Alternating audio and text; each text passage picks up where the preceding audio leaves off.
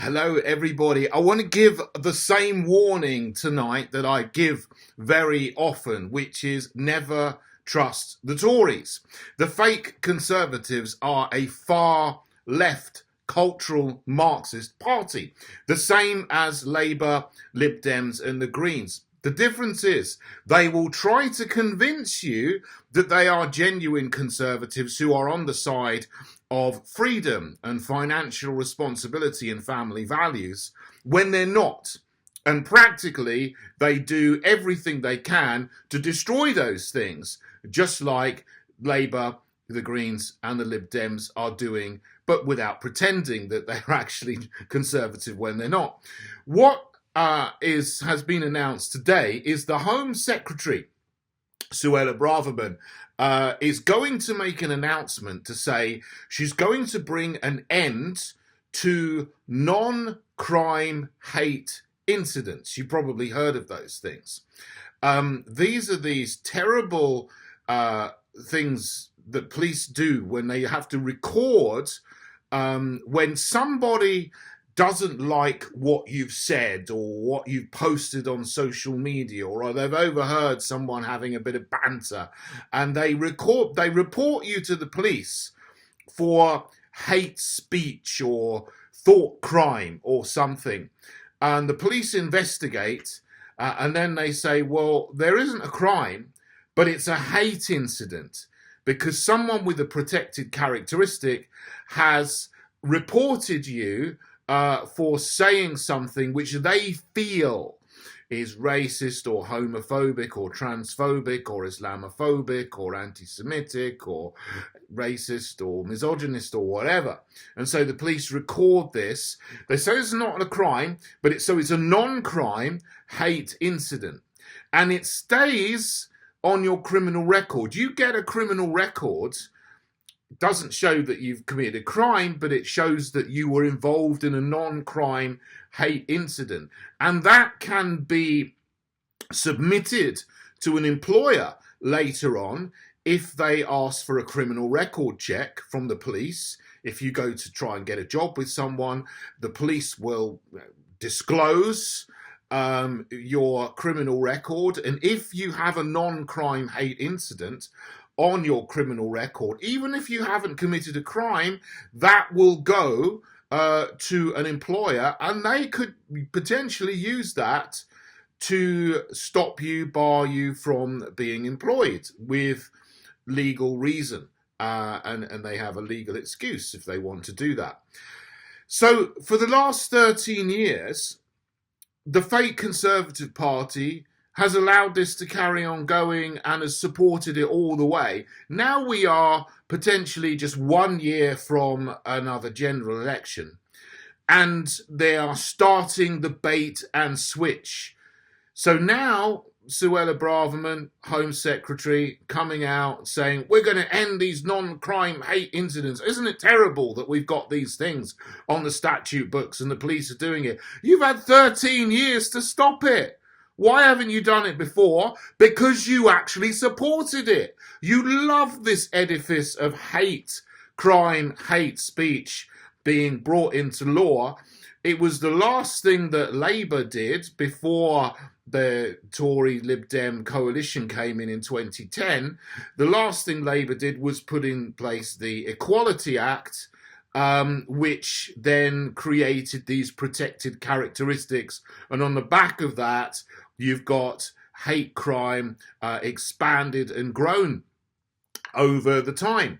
And they've done nothing to stop it. They've just let it happen and supported it on its way. Now we're coming up to the election. They are pretending that they're against these non-crime hate incidences and they're for freedom of speech. They're now starting to say, we're for freedom, we're for free speech, we're for free expression. But don't be deceived. This is one little thing that they're now saying they're going to get rid of, which doesn't, it have as big an effect as all the other things they've done in the opposite direction. Because while they've finally said, after a lot of campaigning and furore and protest against these things. Now they finally said, okay, we might do something about this and remove this from the statute books. They've put in even more draconian things, and they're still doing that right now with the Public Order Bill, which is soon going to become the Public Order Act, the Online Safety Bill, which is going to be going through Parliament soon, not to mention all of the lockdowns and the tyranny we had over the last 3 years. So, okay, it's a good thing to get rid of non-crime hate incidences. I have said that from the beginning of the Heritage Party, and even before I set the Heritage Party up, I was against these things. Well, we need to get rid of the whole edifice of hate in law, and they're not going to do that. They're strengthening that through the other bills that they're going to bring in. So what they want to do with the online safety bill is make it so that social media companies will get rid of you. They're going to become liable and have to clamp down on anyone posting something on social media that somebody thinks is hateful. Legal but harmful, or legal and hateful. They're going to try to get rid of this kind of speech, which is defined arbitrarily and subjectively. The whole idea of hate should not be in law, as I've said before, because hate is an emotion. It's a feeling. What should be illegal is not hate itself, because at times everybody experiences the emotion of hate. It's what you do with it and what you choose to do and act out if you have that emotion that can become criminal. It's not illegal to hate, but if you are civilized and intelligent and a responsible adult, you are expected to control your emotions and not turn that emotion into something that then goes out and commits a crime, whether it's murder or assault or criminal damage or vandalism or arson or anything else. You're not allowed to do that. But those are objectively defined crimes, and they are against the law, but that is the only thing that should be against the law and against criminal law, not the emotion of hate or not the motivation. Look, murder, for example, is murder. You should get the same sentence, life imprisonment, whether you're motivated by hate or by something else. I would argue that probably if you murder someone, it's going to be motivated by hate in some level or another. But what is defined in law as hate is not simply, a dislike for somebody. It's a dislike or a feeling based on characteristics. So, if, for example, if you are a white person and you murder a black person, it's actually far more common from black people to murder white people. But if a white person murders a black person or commits any crime on a black person, that is considered to be a hate crime, a racial or racist hate crime. But it isn't considered that way the other way round because of the cultural Marxist ideology of oppressor, oppression. White people are the oppressors, black people are the oppressed. That's how hate crime works. For example, also, if anyone who is gay, anybody commits any crime on someone who is gay, they can say it was a hate crime. Look, all crime should be taken seriously, and all crime should be dealt with, and the sentencing should be severe. It should be a punishment, and it should be a deterrent. There shouldn't be an extra tariff based on characteristics. So, if you murder a straight person, and you murder a gay person, or you assault a straight person, you assault a gay person, the laws of hate crime mean that you will get more time in prison for assaulting a gay person who can claim it's homophobic hatred than if you assault a straight person. obviously they can't claim it's homophobic because they're straight, but they should all be taken seriously and they should all get a severe sentence in the courts. Nobody should be let off lightly for assault or criminal damage or vandalism or murder or any other violent crime, or even a non-violent crime as well. That's the problem with the edifice of hate crime. But the fake conservatives have just continued with this. They haven't challenged it. They've added to this concept in law and they've bulked it up, and they're going to bolster it up again rather than get rid of it. So with this small thing of saying, oh, we're going to get rid of non-crime hate incidences, it's completely useless while they are still building the edifice of hate crime and hate speech in law. And they're doing it further with the Public Order Act and the Online Safety Acts, or bills, but they will become acts when they get passed by Parliament. And what's gone through just recently, it will become an act soon, is this Public Order Act. And for the first time, thought crime is now a crime. If you pray near an abortion centre in what's going to be called a buffer zone, you can be arrested for silent prayer, which is considered misogynistic or something for some reason, near an abortion centre, for simply having a silent prayer vigil and offering help to mothers. That is now considered criminal. And then they've got the audacity, the fake conservatives, to turn around and say, we support free speech, when they are supporting a bill which is going to criminalise prayer near an abortion centre just on the streets of England and Wales. And they're going to bring through laws which curtail free speech on social media, online.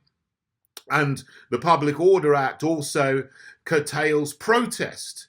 It gives the police powers to stop and search without suspicion and to put in place permanent bans on individuals from attending protests, even if they've never done anything wrong before. They do not support freedom, the fake conservatives. They are anti-freedom. They're also pretty anti-Christian, and they're pretty anti-human as well. Just like Labour, Lib Dems and Greens. Don't believe this little bit of something that they're pretending to give back to you. They're pretending to give you a little bit of freedom back, when actually, with the other hand, they're taking a whole lot more with what they're doing at the moment. And obviously, as I said, what they have done and have been proven to have done over the last 3 years with these lockdowns and coercing people to get injections against their will, bringing in no jab, no job regulations. And now some of them are saying, oh, well, we were deceived. We didn't know what we were doing. You should have known what you're doing. Okay, I could work it out. And, well, I do have a science background, so I can see scientific garbage immediately when they're trying to push that on people. But lots of people work that out right from the start. But if you're an MP, it's your job to work things out before you go and vote through the lobbies to vote for something which is tyrannical. Everybody should realise you don't do this kind of thing in this country. Take away our fundamental freedoms. You didn't take them away. I mean, you pretend, you know, people still went out and protested and in acts of civil disobedience against these anti-freedom measures, which was, of course, fake Conservative, Labour, Lib Dem, Green, SNP, all working together to do that. So my message here is, you'll probably see this in the headlines in tomorrow's paper. Oh, aren't the fake Conservatives wonderful? They're going to get rid of non-crime hate incidences. Don't be deceived. Look at all the other stuff that they're doing. And remember, they always bait and switch. We're a year, maybe 18 months before the next election. They're going to now start to try and sound conservative, by looking at my manifesto, Heritage Party manifesto. They've pulled it straight out of our manifesto and pretending to say what we're saying. But we're genuine. They're not. If they get in again, they're just going to go straight back to type, and they would have another lockdown in a heartbeat if their WEF masters wanted it. So don't be deceived by these fake conservatives. Come and join me in the Heritage Party, and we really will establish freedom for the people. We are not funded by anyone who is in that echelon of people. We're funded entirely by members and supporters who give us small donations at the moment. I'm open to large donations, but the people who have given us donations at the moment, I very, very much appreciate them, especially people who have donated to us over the last couple of weeks. We'll see with the local elections coming up to help our candidates in that. So thank you so much, everybody who's helped us financially as a party to support our candidates in the local elections. And we're going to have more candidates than ever before. And if we get in local councils, we will make sure that we establish freedom in our local areas, and we're not going to allow these 15-minute cities and so on. And when we will certainly not have any of these public space protection orders which criminalise prayer in local council areas. This is absolute travesty to our fundamental freedoms. And obviously, we do want to go all the way and get into Parliament as well and reverse all of the terrible edifice of cultural Marxism and hate as a concept, etc., anti-freedom measures which have been put into the law over the last 25, 30 years under Blair, Brown, Cameron, May, Johnson, Truss, Sunak, and whoever's next. Unless it's me. Who knows? There we go. We shall see. There we go. Please come and join me, heritageparty.org. Put yourself forward, stand as a candidate as well. And thank you all for listening. Okay, let's take back our freedom from these people who don't deserve to be in positions of power. God bless you all.